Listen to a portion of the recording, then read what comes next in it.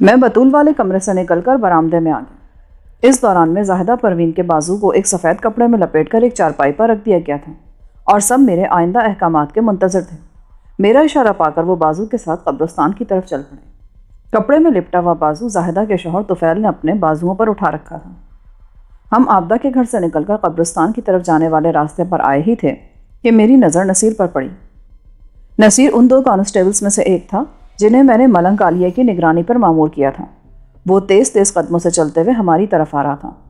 اس کا بوکھلاہٹ آمیز انداز دیکھ کر میرا ماتھا ٹھنکا اور میں نے اندازہ لگا لیا کہ کوئی گڑبڑ ہے۔ نصیر کو نہایت ہی اہم اور سنسنی خیز خبر لے کر آ رہا ہے۔ میں نے سب کو وہیں رکنے کا اشارہ کیا اور نصیر کی جانب قدم بڑھا دیے۔ ہم دونوں کا ملاپ باقی افراد سے لگ بھگ 100 قدم کے فاصلے پر ہوا۔ نصیر نے مجھے سلیوٹ کیا اور ہانپے ہوئے لہجے میں بولا، ملک صاحب، ابھی میں تھانے سے آ رہا تھا۔ تم تھانے کیا لینے گئے تھے؟ میں نے تمہیں کالیہ کی نگرانی، میں آپ کو ایک اہم اطلاع پہنچانے تھانے گیا تھا، مگر وہاں سے پتہ چلا کہ آپ اس گاؤں ہیں، تو میں سیدھا ادھر ہی آ گیا ہوں۔ وہ اہم اطلاع کیا ہے؟ ملک صاحب، وہ اہم اطلاع ملنگ کالیہ سے متعلق ہے۔ وہ ہماری توقع سے کہیں زیادہ خطرناک شخص ہے۔ تم نے اس کی کون سی خطرناکی دیکھ لی؟ گزشتہ رات ہم نے قبرستان میں ایک ہولناک منظر کا مشاہدہ کیا، نصیر نے جھرجھری لے کے کہا۔ ملنگ اور اس کے چیلے حنیف کانا نے ایک تازی قبر کو کھود کر اس میں سے کچھ نکالا تھا۔ ہم دن میں یہ دیکھ چکے تھے کہ اس قبر میں کسی عورت کو دفنایا گیا تھا۔ کالیہ اینڈ کمپنی نے اس قبر سے کیا نکالا تھا؟ میں نے انجان بنتے ہوئے پوچھا۔ یہ تو معلوم نہیں ہو سکا، تاہم وہاں سے جو کچھ بھی انہوں نے حاصل کیا تھا اسے ایک تھیلے میں ڈال کر وہ ڈیرے کے اندرونی حصے میں لے گئے تھے۔ میں اور قدیر اس واقعے پر تبادلہ خیال کر ہی رہے تھے کہ حنیف کانا ڈیرے سے نکلتا نظر آیا۔ اس کے ہاتھ میں وہی تھیلا تھا جو کچھ دیر پہلے قبرستان سے وہ اپنے ساتھ لائے تھے۔ وہ صبح کاذب کا وقت تھا۔ قدیر وہیں درختوں کے جھنڈ میں چھپا ڈیرے کی نگرانی کرتا رہا اور میں مناسب فاصلہ رکھ کر حنیف کانے کا تعاقب کرنے لگا۔ نصیر سانس لینے کی خاطر چند لمحے خاموش ہوا، پھر بات جاری رکھتے ہوئے بولا، یہ تعاقب عابدہ خانم کے گھر کے قریب پہنچ کر ختم ہوا۔ میں ایک درخت کی آڑ میں چھپ کر حنیف کانے کی کارروائی دیکھنے لگا۔ حنیف نے محتاط نظر سے چاروں طرف دیکھ کر اپنی تسلی کی، پھر اس نے کپڑے کے تھیلے سے کوئی چیز نکال کر بآہستگی عابدہ کے گھر کے صحن کی طرف اچھال دی۔ اندھیرے کے باعث میں اس چیز کو شناخت نہیں کر سکا، تاہم مجھے محسوس ہوا جیسے وہ کوئی لکڑی وغیرہ ہو۔ پھر اس سے قبل حنیف واپسی کا سفر اختیار کرتا، میں راستہ بدل کر اس جانب بڑھ گیا جدھر قدیر موجود تھا۔ میں نے قدیر کو ساری کتھا کہہ سنائی اور ہم نے باہمی مشاورت سے یہ فیصلہ کیا کہ فی الفور آپ کو اس واقعے کی اطلاع دی جائے۔ اس وقت تک سورج نکل آیا تھا اور میں اجالا ہوتے ہی آپ کی طرف روانہ ہو گیا، مگر جب تھانے پہنچا تو پتہ چلا کہ آپ اسی طرف آئے ہوئے ہیں۔ کوئی اور اہم بات؟ ہاں، ایک بات تو میں بتانا آپ کو بھول ہی گیا۔ اس کا انداز ایسا تھا جیسے یہ بات اسے ابھی ابھی یاد آئی ہو۔ اس ڈیرے پر ملنگ کالیہ اور حنیف کانے کے علاوہ بھی ایک شخص موجود ہے۔ ہم نے 2-3 مرتبہ اس پراسرار شخص کی جھلک بھی دیکھی ہے۔ نصیر نے یہ انکشاف عام سے انداز میں کیا، تاہم میرے لیے کسی سنسنی خیز خبر سے کم نہ تھا۔ کون ہے وہ شخص اور تم نے اس کے لیے پراسرار کا لفظ کیوں استعمال کیا ہے؟ نصیر بولا، میں اس شخص کو جانتا ہوں، نہ ہی مجھے اس کا نام معلوم ہے، اور پراسرار میں نے اس حوالے سے کہا ہے کہ مجھے یوں محسوس ہوا جیسے وہ وہاں چھپ کر رہ رہا ہے۔ اس کی حرکات و سکنات سے لگتا ہے جیسے وہ وہاں اپنی موجودگی کو پوشیدہ رکھنا چاہتا ہے۔ اس کا حلیہ بھی عجیب سا ہے، بے ترتیب سی داڑھی مونچھیں، سرخ سرخ آنکھیں اور قدرے خستہ لباس۔ مجھے تو وہ کوئی جرائم پیشہ شخص لگتا ہے۔ نصیر کی بات کو کسی طرح نظر انداز نہیں کیا جا سکتا تھا۔ میں نے اس سے کہا کہ وہ یہ باتیں وہاں موجود کسی غیر متعلق شخص سے نہ کرے۔ اس نے وعدہ کیا کہ وہ میری ہدایت پر عمل کرے گا۔ پھر میں نے اسے بھی اپنے ساتھ لیا اور ہمارا قافلہ قبرستان کی طرف روانہ ہو گیا۔ ASI شوکت مرزا میرے نزدیک آیا۔ ملک صاحب، خیر تو ہے؟ مجھے تو کوئی گڑبڑ لگ رہی ہے۔ میں نے نہایت مختصر الفاظ میں اسے تازہ ترین صورتحال سے آگاہ کیا اور تہمکانہ لہجے میں کہا، ہمیں فوری طور پر ملنگ کے آستانے پر ریڈ کر کے وہاں موجود ہر شخص کو اپنی حراست میں لینا ہے۔ جو حکم ملک صاحب۔ سادہ پوش نگراں کانسٹیبلز کے پاس گرفتاری کے لیے مناسب سامان موجود ہے۔ ہم بھی ہر قسم کی صورتحال سے نمٹنے کے لیے پوری طرح لیس ہیں۔ آپ احکامات صادر کریں۔ میں نے کہا، مجھے امید ہے ہم کسی خون خرابے کے بغیر ملنگ کالیہ اور اس کے ساتھیوں پر قابو پالیں گے۔ اس کے لیے ہمیں صابرانہ حکمت عملی سے کام لینا ہوگا۔ آپ حکمت عملی کی وضاحت کریں۔ میں نے کہا، میں نصیر کو واپس اس کی ڈیوٹی کے مقام پر بھیج رہا ہوں، اس ہدایت کے ساتھ کہ وہ دونوں ملنگ کالیہ اور اس کے ڈیرے پر موجود ہر شخص کو اپنی نظروں میں رکھیں۔ ہم گاؤں والوں کے ساتھ سیدھا قبرستان جائیں گے اور نہایت ہی عام اور فطری انداز میں زاہدہ پروین کے بازو کو سپرد قبر کر دیا جائے گا۔ اس کے بعد ہم دونوں ملنگ کالیہ کے آستانے کا رخ کریں گے۔ ٹھیک ہے، ASI نے تائیدی انداز میں کہا، اور اگر قبرستان والی مصروفیت کے دوران ملنگ یا اس کے چیلے حنیف کانے سے ٹاکرا ہو گیا تو ہماری پالیسی کیا ہونی چاہیے؟ میں نے کہا ہماری پالیسی یہ ہوگی کہ ہمیں کالیہ یا اس کے کسی آدمی پر کسی قسم کا شک نہیں. ہمارے عمل سے کالیہ دشمنی کی ایک جھلک بھی ظاہر نہیں ہوگی اور اس طرح ہم بآسانی اس کے ڈیرے میں گھس کر اس کا شکار کر سکیں گے. بالکل سمجھ گیا. اب آپ نصیر کو خصوصی ہدایت کے ساتھ روانہ کر دیں. ASI نے اس بات میں سر ہلاتے ہوئے کہا. میں نے نصیر کو سمجھا کر رخصت کر دیا. وہ ایک دوسرے راستے سے قدیر کے پاس جانے کے لیے ہم سے الگ ہو گیا. میری حکمت عملی بڑا مثبت رنگ لائی تھی. زاہدہ پروین کے بازو کو اس کے مدفن میں اتارا ہی جا رہا تھا کہ حنیف کانہ وہاں پہنچ گیا. وہ مجھ سے کریتنے والے انداز میں سوال کرنے لگا تو میں سمجھ گیا کہ کالیہ نے باہر کی صورتحال جاننے کے لیے اسے بھیجا ہوگا. میں نے حنیف سے کوئی ایسی بات نہیں کی جس سے وہ کسی قسم کی تشویش میں مبتلا ہو جاتا. وہ مطمئن ہو کر جانے لگا تو میں نے اس کے گرو کی بھی خیر خیریت پوچھ لی. اس نے میری توقع کے عین مطابق جواب دیا. ملنگ جی 2 دن کے لیے جھنگ گئے ہوئے ہیں. مجھے یہی امید تھی کہ وہ کالیہ کی غیر موجودگی کا بہانہ کرے گا. میں نے مایوس کن لہجے میں کہا پھر تو آج اس سے ملاقات نہیں ہو سکے گی. میں نے سوچا تھا کہ جب یہاں تک آ ہی گیا ہوں تو ملنگ سے ملتا چلوں. وہ تو جھنگ سے پرسوں آئیں گے. ویسے میں ملنگ جی کو آپ کا سلام کہہ دوں گا.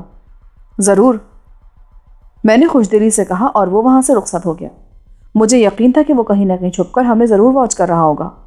قبرستان والی کارروائی کے حوالے سے میں نے اسے بتایا کہ کسی بدبخت نے زاہدہ پروین کا بازو کاٹ کر باہر کھیتوں میں پھینک دیا جسے دوبارہ دفن کرنے کے لیے گاؤں والوں نے پولیس کو بلا لیا تھا جس کی وجہ سے مجھے آنا پڑا.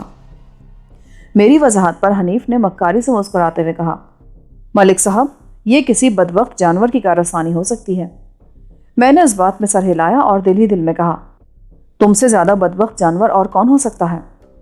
بہرحال وہ بظاہر مطمئن ہو کر وہاں سے چلا گیا تھا. میں اور ASI بھی دیگر افراد کے ساتھ قبرستان سے نکل کر گاؤں کی جانب بڑھ گئے. میں کالیے اور کانے کو یہی تاثر دینا چاہتا تھا کہ کسی بھی طور پر ہمارا دھیان ان کی طرف نہیں لگا ہوا. آدھے گھنٹے بعد میں اور ASI شوکت مرزا کئی راستے بدل کر ایک مرتبہ پھر ملنگ کالیے کے آستانے پر کھڑے تھے. ڈیرے کا داخلی دروازہ کھلا تھا. ہم نے دستک وغیرہ کا تکلف کیے بغیر اندر داخل ہونے کا فیصلہ کیا اور اگلے ہی لمحے ہم دونوں ڈیرے کے احاطے میں تھے. نیچی چھتوں والے 2 کمروں میں سے ایک کا دروازہ کھلا تھا. یہ وہ کمرہ نہیں تھا جس میں ملنگ نے اپنا حجرہ بنا رکھا تھا. کھلے ہوئے دروازے والے کمرے میں وہ شخص موجود تھا جس کے بارے میں نصیر نے مجھے بتایا تھا. وہ وضاقتہ اور حلیے سے واقعی جرائم پیشہ دکھائی دیتا تھا. ہم پر نگاہ پڑتے ہی وہ چونک اٹھا. اس کے چونکنے کی وجہ بھی میری سمجھ میں آ گئی. ہم اس وقت سرکاری لباس میں تھے.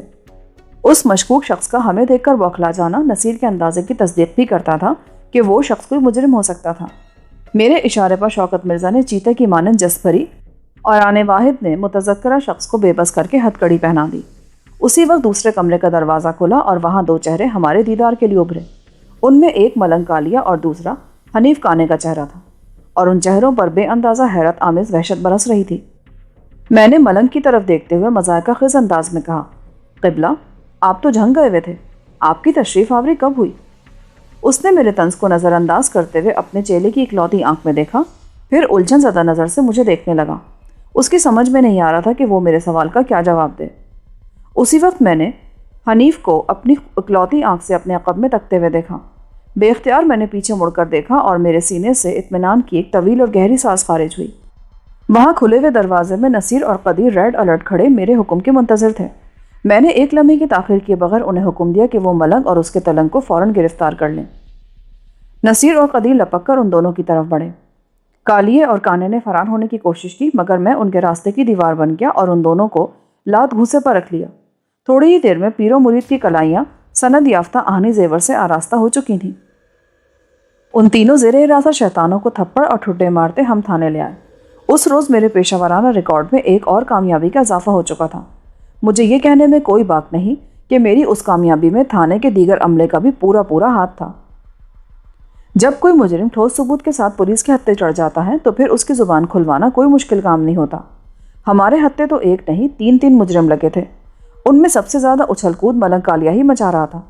پہلے وہ مجھے دوستانہ انداز میں سمجھانے کی کوشش کرتا رہا کہ میں کسی غلط فہمی میں انہیں پکڑ لایا ہوں، لہٰذا بہتر یہی ہوگا کہ میں انہیں پہلی فرصت میں جانے کی اجازت دے دوں. اس کے نہایت ہی واہیات مشورے کے جواب میں نے اس کے سیاہ کرتوتوں کی تفصیل اس کے سامنے رکھ دی، جس میں ککڑی چور، خوشی محمد اور خوشیہ کا بھی ذکر آیا اور بطول کے تاثرات بھی زیر بحث آئے. علاوہ ازیں میرے کانسٹیبل نصیر کا آنکھوں دیکھا احوال حنیف کانے سے متعلق بھی سامنے آیا، جس نے حنیف کو کٹا ہوا بازو آبدہ کے گھر میں پھینکتے دیکھا تھا. پھر نصیر اور قدیر نے ان گرو چیلے کو زاہدہ کی قبر کھولتے ہوئے بھی دیکھا تھا۔ میں نے زہرخند لہجے میں کہا، ملنگ کالیا، میں ان چاروں افراد کو تمہارے خلاف بطور گواہ عدالت میں پیش کروں گا۔ تم جب قانون کی گرفت میں نظر آؤ گے تو گاؤں کے دوسرے لوگوں کو بھی حوصلہ ملے گا اور ممکن ہے تمہارے متعلق کچھ مزید شرمناک انکشافات ہوں۔ میں نے اس سیاہکار کو آئینہ دکھایا تو وہ بے پھر گیا اور مجھے اپنے عملیات وغیرہ کی طاقت سے ڈرانے کی کوشش کرنے لگا۔ میں نے دھمکی آمیز لہجے میں کہا، ملنگ کالیا، تم تو ایک جھوٹے عامل کامل اور بے بس و لاچار افراد کی نفسیاتی کمزوریوں سے کھیل کر اپنا دھندا چمکا رہے ہو۔ تمہارے عملیات کی قوت میرا کیا بگاڑ لے گی؟ تم نے ابھی تک ہماری تفتیش کی قوت کا مزہ نہیں چکھا۔ آج میں تمہیں تھانے کے عملیات کا نظارہ کراؤں گا، جسے دیکھ کر تمہاری کمینی نگاہ پتھرا جائے گی، تمہارا حریص ذہن جامد ہو جائے گا اور تمہارا ذلیل دل دھڑکنا بھول جائے گا۔ ہمیں بھی بہت سے جادوئی کمالات دکھانا آتے ہیں، تم ہماری تحویل میں بہت کچھ سیکھو گے۔ وہ میرے تپتے ہوئے لہجے اور ہتک آمیز انداز سے سلگ اٹھا اور خالی خلی دھمکیوں کے بجائے مغالطات پر اتر آیا۔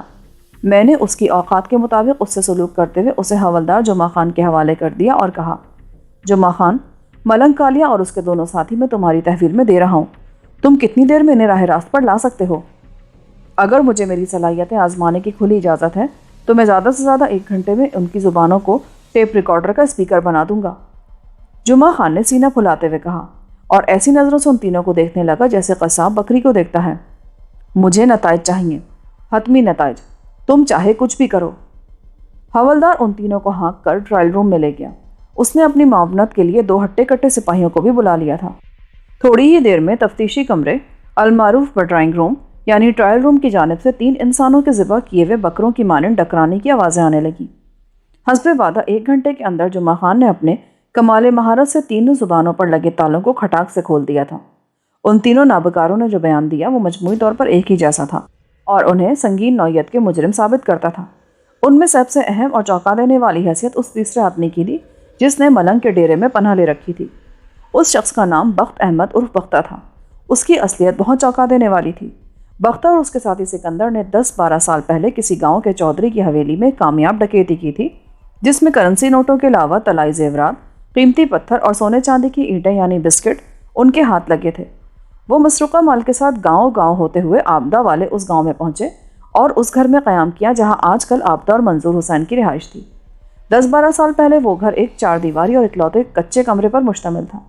بختہ اور سکندر نے اس غیر آباد گھر کے کمرے کا فرش کھود کر ایک گہرا گڑھا بنایا اور مسروقہ کو بحفاظت موم جامع کر کے گڑھے میں دبا کر اوپر سے مٹی برابر کر دی۔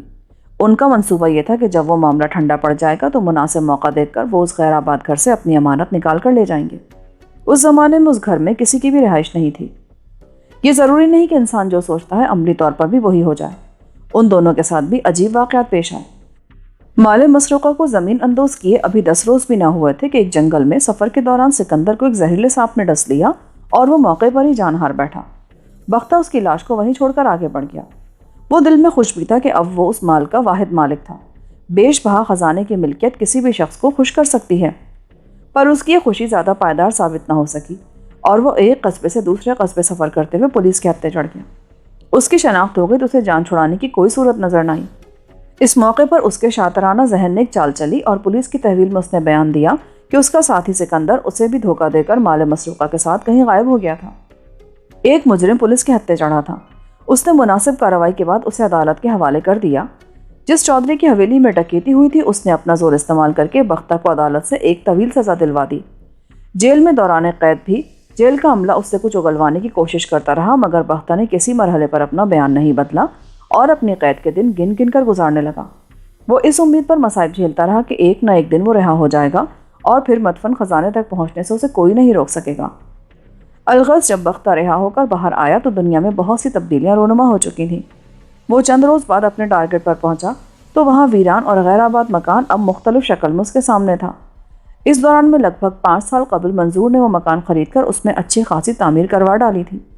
اب وہ کچے کمرے والا 4 دیواری پر مشتمل کوئی غیر آباد مکان نہیں رہا تھا، بلکہ 2 پختہ کمروں، ایک برآمدے، ایک بیٹھک اور کریانے کی دکان کا اس میں اضافہ ہو چکا تھا۔ بختہ کو اس صورتحال نے پریشان کر دیا۔